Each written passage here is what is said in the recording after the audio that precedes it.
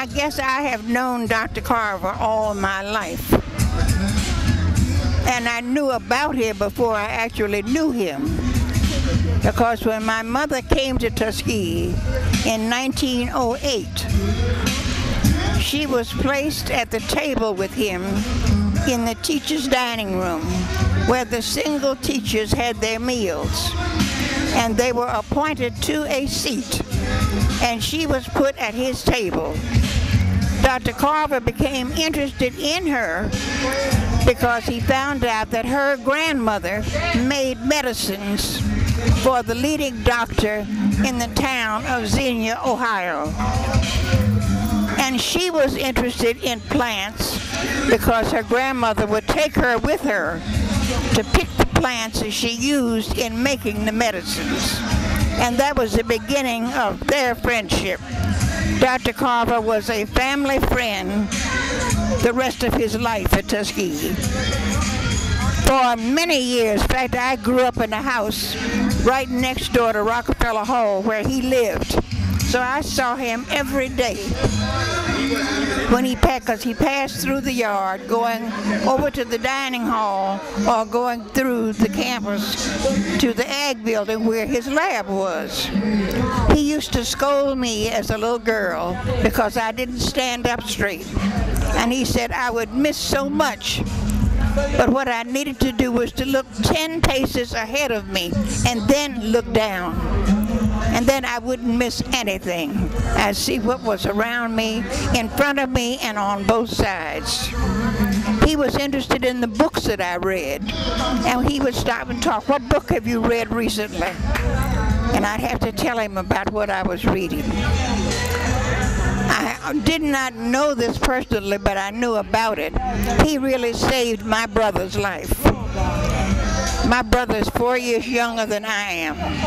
And when he was born, his mother's milk, cow's milk, goat milk did not agree with him. And Dr. Carver worked out a formula with peanut milk that saved his life. So that I knew. But when we were growing up, as I said, next door to Rockefeller Hall, Dr. Carver raised plants of all kinds. And he had one that was called a night blooming cirrus. And this plant only bloomed once every 6 or 8 years. I'm not sure which now. And it bloomed at night.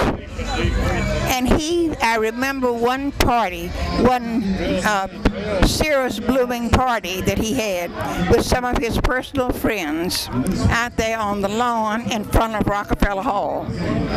And his plants, it must have been a lily plant-like, but I remember that they were growing in metal buckets. And we sat out there around, he had made lemonade to serve as refreshment. As we watched that plant, as it opened up from a tight bulb into a beautiful flower.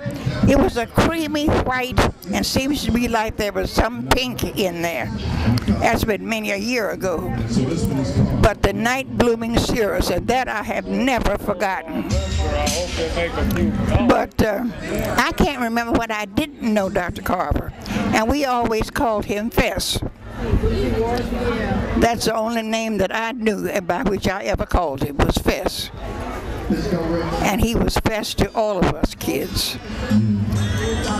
Of course, I didn't know that he was an unusual person and was a wonderful person and somebody that you really ought to be proud that you knew because he was famous. He was just Fess, who used to cook the dandelion greens and the other wild greens and bring over to my mother and to us, and for whom he made the salt rising bread, because he used to make that and bring it over to Mother to sample. But that was just Fess.